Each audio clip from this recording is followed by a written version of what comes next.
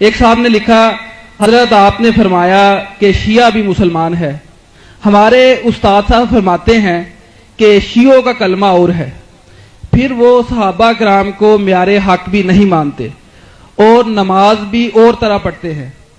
کچھ لوگ کہتے ہیں کہ شیعہ حضرات صرف 3 نمازیں پڑھتے ہیں، وضاحت کر دیں. یہ ایسی باتیں ہیں جو بہت وقت چاہتی ہیں. میں نے جو اصولی باتیں کہی تھی ان پر سارے دوستوں کو توجہ مرکوز کرنی، ذہن میں اس کو بٹھاتے ہیں کہ جب کوئی یہ بات مانتا نا کہ اب حضور کے بعد کوئی مرکز ہدایت نہیں آئے گا، جو دین ہم لیں گے نا حضور سے لیں گے، وہ مسلم ہے، اس کو کافر نہیں کہہ سکتے. اب رسول کریم علیہ السلام اس دنیا میں ہمارے سامنے نہیں ہے کہ ہم آپ سے مسئلہ طے کرا دیں. کتابیں جو ہم تک پہنچی ہیں اس میں لوگوں نے بہت مختلف قسم کی رپورٹیں لکھی ہیں. کتابیں سب گروہوں کے پاس ایسی ہیں، بڑی بڑی ہیں، عالموں نے لکھی ہیں، پرہیزگاروں نے لکھی ہیں. ایک طرف ایسی ہسٹری ہے جس میں لوگوں کے ظلم ہی لکھے ہیں جن کو ہم صحابہ کرام کہتے ہیں.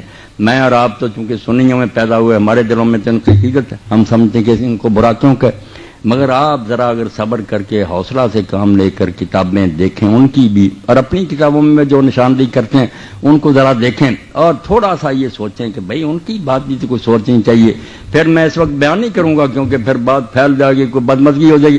آپ خود کہیں گے کہ یار وہ بھی معذور ہے. اگر ایسے سلوک انہوں نے کیے حضور کی اولاد سے تو کیوں ان کو پھر نیک کہا جائے؟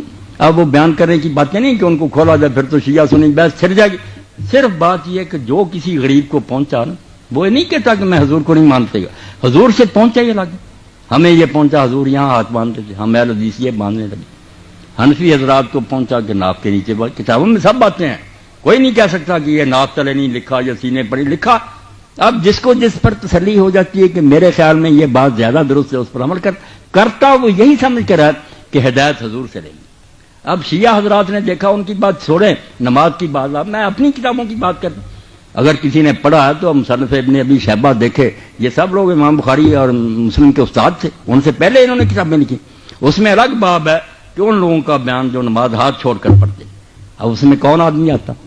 یہ ہم صحابہ کے عاشق کدھر جائیں گے پھر کہ عبداللہ ابن زبیر رسول اللہ کی پھوپھی کے بیٹے ہیں، یہ عبداللہ ان کا بیٹا ہے اور حضرت ابوبکر صدیق کا نواسا، ہاتھ چھوڑ کر نماز پڑھتا تھا. اتنا بڑا صحابی رسول.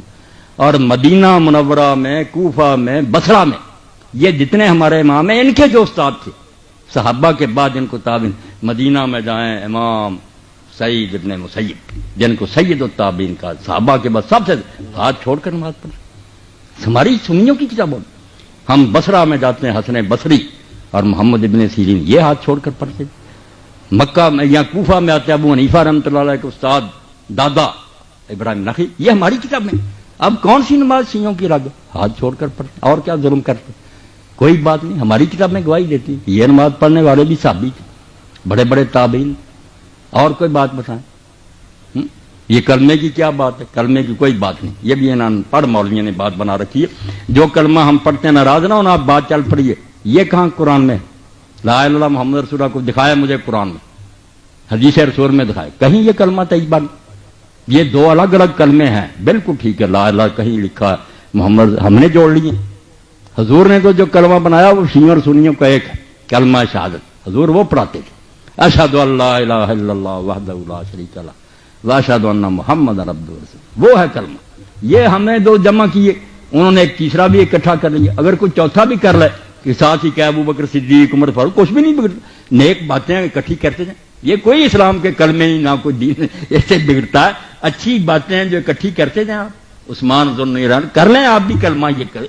یہ کلمہ کوئی نہیں ہے، یہ کلمہ طیبہ. آپ بھی حیران ہوں گے کسی آیت میں نہیں اس طرح بنا بنایا آیا، کسی حدیث میں نہیں. دو الگ الگ چیزوں کو لے کر ہم نے اکٹھا کر دیا. انہوں نے بھی اگر کہہ دیا علی ولی اللہ تو ہم بھی مانتے ہیں کہ علی جو تھے اللہ کے ولی تھے، کوئی شک والی بات. اس طرح کی باتوں سے دین نہیں کوئی بگڑتا. یہ آپ کہہ لیں کہ پیار سے انہوں نے کر لیا. ہمارے ہاں یہ بریلوی دوست ہیں، یہ اذان سے پہلے یہ صلات کہتے ہیں، بعد میں کہتے ہیں. ہم کہتے ہیں حضور نے نہیں کہی، یہ صحابہ نے اس لیے نہیں کہنی چاہیے. مگر یار اس میں کوئی کون سی کفر کی بات تو کوئی نہیں نا. درود شریف انہوں نے پڑھ دیا، کوئی اسلام سے نکل گیا. عقل سے کام لیا کریں. جتنی بات غلط نظر آتی ہے یہ حضور کا طریقہ کہنے، مگر کافر نہیں، کوئی غلط بات نہیں. درود شریف ہر وقت پڑھا جاتا ہے. کوئی صبر سے بھی کام لینا، کچھ نہیں بات. اور کون سی بات شیعوں نے کیا دی؟ ہاں 3 نمازیں کوئی نہیں پڑھتا. کوئی مسلمان نہیں کہتا کہ 3 نمازیں.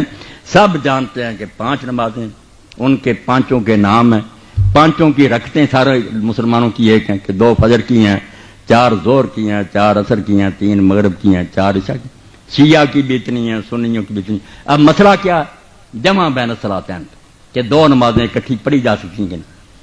یہ جب ہم پرانی حدیثوں کو دیکھتے ہیں، ٹھیک ہے جب زد آ جاتی لوگ زد میں دورتے، شیعوں کی کتابیں میں نے پڑھی، ان کے علماء بھی میں جانتا ہوں، وہ سارے مانتے ہیں مگر روک نہیں سکتے، جانتے وہ بھی ہیں کہ الگ الگ 5 وقتوں میں پڑھنا، ہماری طرح وقت لکھے ہوئے کہ زور یہاں تک ہے، اثر بالکل ہمارے والے طریقے ہیں۔ صرف فرق یہ ہے کہ حضور نبی کریم صلی اللہ علیہ وسلم نے، یہ اب ہماری ضد ہے کہ ہم نے اکٹھی کرنی چھوڑ دی۔ رسول کریم علیہ السلام سے صحیح حدیث ہے، چاہے امام ترمذی کہتے ہیں اس پر کسی نے عمل نہیں کیا، یہ تو آپ کی اپنی مرضی، حدیث میں کوئی خرابی ہے کہ آپ نے مدینے میں ہوتے ہوئے نہ سفر تھا، نہ بارش تھی، نہ خطرہ تھا، نہ بیمار تھے، زور اور عصر کی 2 نمازیں اکٹھی پڑھائیں، 4 فرض اس کے 4 اس کے 8 مغرب اور عشاء کی، بالکل صحیح حدیث ہے، کوئی شک نہیں۔ اب بلا وجہ اکٹھی کی۔ ابن عباس سے لوگوں نے پوچھا، ابو ہریرہ سے پوچھا کہ حضور نے ایسا کیوں کیا؟ جب کوئی مجبوری نہیں فرمایا، اسی لیے کہ امت سے تنگی دور ہو جائے، امت کو پتہ چل جائے کہ اکٹھی کی پڑھ لیں کوئی بات نہیں۔ تو سنت ہے یہ شیعہ جو کرتے ہیں، مگر ان کی جاتی کہ انہوں نے عادت بنا لی، یہاں سے خود یہ شیعہ مسلک کے بھی خلاف ہیں، ان کی کتابیں بھی یہ نہیں کہتی کہ روز اس طرح پڑھو، 5 اذانیں ہونی چاہیے، 5 وقت ہیں، مگر صرف اکٹھی کی جا سکتی ہیں۔ مسئلہ اتنا تھا کہ جائز ہے اگر کوئی کر لے، ہم نے ضد کر لی کہ کرنی نہیں اکٹھی کی تو کافر ہو جائیں، ہم بھی جھوٹے ہیں۔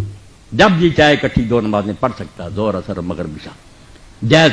ان کی وہ ضد غلط ہے کہ روزانہ پڑھنا، یہ ان کے مسلک میں نہیں، ان کی بھی شرارت ہے، کتابیں ان کی نکال کر دکھاؤں گا، ان کے علماء کے فتوے دکھاؤں گا، ہماری طرح 5 اذانیں دیں 5 وقتوں، اصل یہی ہے۔ مگر کبھی اگر اکٹھی کو کر لے تو بیٹا اتنی بات تھی کہ وہ جائز، ہم نے ضد کر لی کہ نہیں پڑھنی، انہوں نے کر لی کہ ہم نے جان بوجھ کر اسی طرح پڑھنا ہے، یہ کیڑ بن گئی۔ مسئلہ اتنا ہی ہے کہ بلا وجہ بھی ظہر عصر کو مغرب عشاء کو اکٹھی کیا جا سکتا ہے، اس میں نہیں وہ کوئی بری بات کہتے، جو عادت انہوں نے بنا لی۔